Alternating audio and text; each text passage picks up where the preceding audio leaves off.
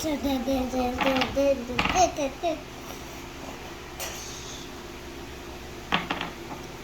comment down below, kids, watching my video. Do not pause me.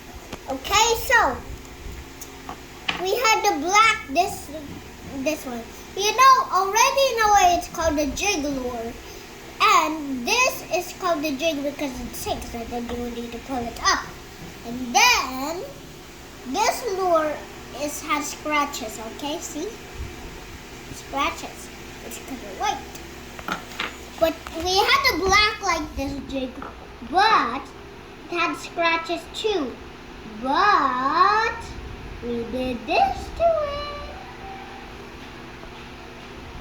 And we fixed it, and we fixed this one too. We will talk about this later. Signed from Kimbot. See you later. Comment down below and tell me if this fish is just wearing a disguise.